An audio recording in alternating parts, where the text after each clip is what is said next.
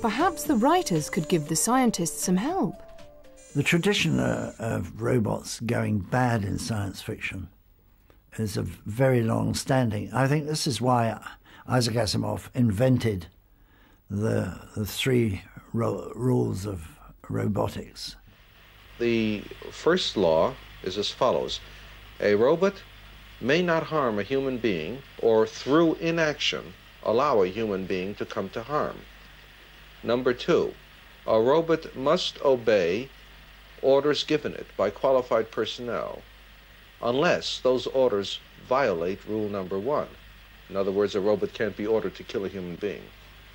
Rule number three, a robot must protect its own existence. After all, it's an expensive piece of equipment. Unless that violates rules 1 or 2.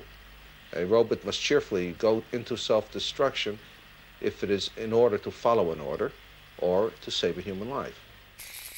Isaac Asimov's laws helped the B-movie robots grow up. Science fiction turned respectable. By the 60s, the genre counted top scientists in its ranks.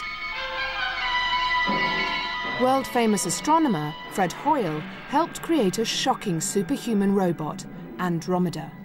And an unheard-of 13 million people tuned in. I suppose I was young and impressionable when I saw A for Andromeda. And the whole idea was, I thought, a very good one, that a signal would come in from a planet in a distant galaxy. And the scientists decode it and use it to build a supercomputer. The supercomputer helps them build a robot, a biological robot. And it turned out that this new life form, very luckily, was Julie Christie in her first starring role. Why do you do that? Something human will happen to you if you go around like that. You mean these clothes? No. You'll make one hell of an impression. Then you already have, haven't you? There'll be no holding you now, will there? He'll probably ask you to take over number 10. I suppose you think we'll all sleep easy in our beds now you've shown us all how powerful you are. I suppose you think we're all fools. You are not a fool. Look, if I weren't a fool, you wouldn't be here now. You shoot down a little bit of metal from the sky. It's a pushover when you know how. And suddenly you're in a commanding position. That was intended. A for Andromeda was enormously successful and had a huge impact in the 1960s, not least because it was a kind of grown-up, exciting science fiction which answered all these interesting questions. Nice or nasty? Nasty. Because you were meant to register plain. Fine. I'm not going to hurt you.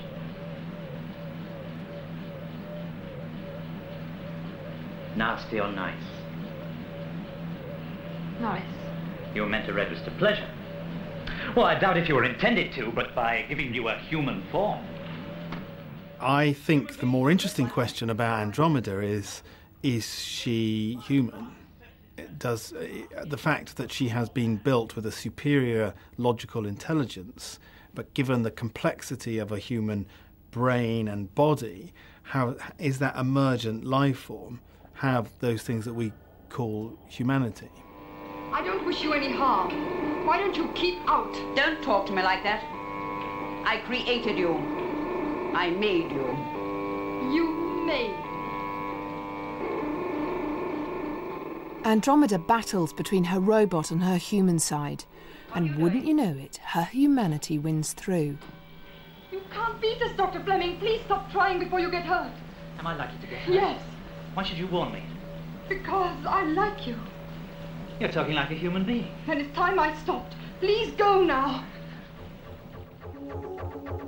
Andromeda showed she had real emotions in her artificial heart, but television was soon exploring the exact opposite. Scientist Kit Pedler was drafted in by the producers of Doctor Who to create some new horrors.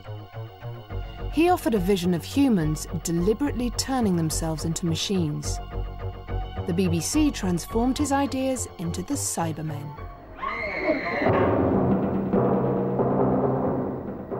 Back to your places. We are called Cybermen. Cybermen. My first memories of the Cybermen was something relentless, logical, determined, and also very smart. And I think that runs through all our stuff on the dark and evil robot. It's something that's powerful, sees humans as a mere inconvenience, and why shouldn't they?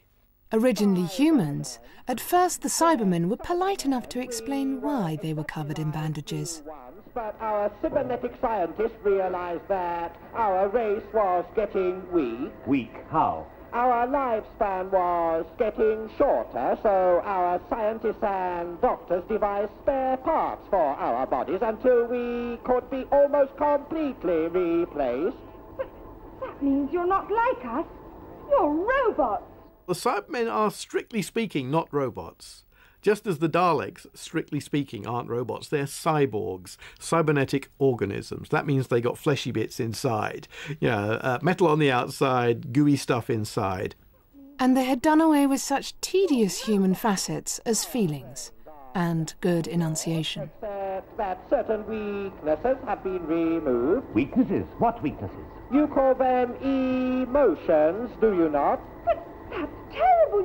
You mean you wouldn't care about someone in pain? There would be no need. We do not feel pain. I'm the classic viewer, scared, used to have nightmares about Cybermen, but good nightmares, good healthy nightmares.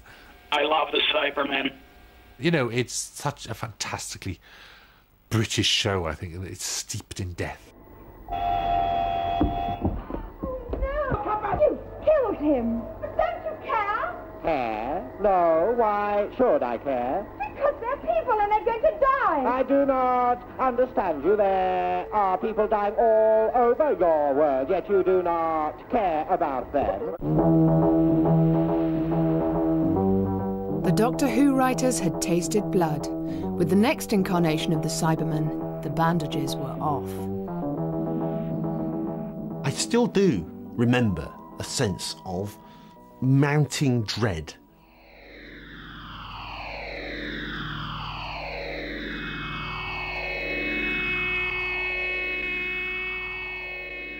Invading Earth wasn't good enough. Now the new metal-look Cybermen went for our capital. What is it? What's happened? It's the Cybermen. We've just seen hundreds of them coming out of the sewers.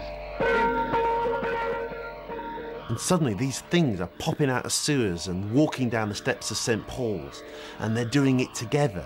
And you just think, this can't be, this cannot be. And the kind of, boundary between me and the TV had gone. These were creatures walking down the steps of St. Paul's into my living room in Grimsby. Come on, Perkins, come on. It's too late, Sergeant. I'm getting out. Perkins! Come back, man!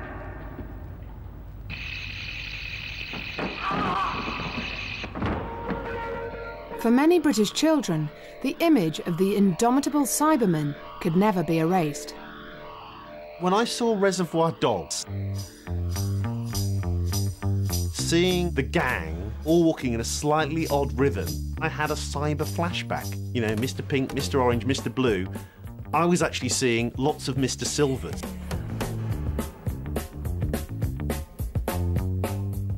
So what's it like being Mr. Silver? Full bodysuit, moon boots, the helmet would go on. And the last thing that they would do is the back plate of the helmet was held on with 4 screws. You seriously felt the guys screwing these in. You get real street cred having been a Cyberman. That's a huge plus. I suppose the only one bigger than that would be Darth Vader.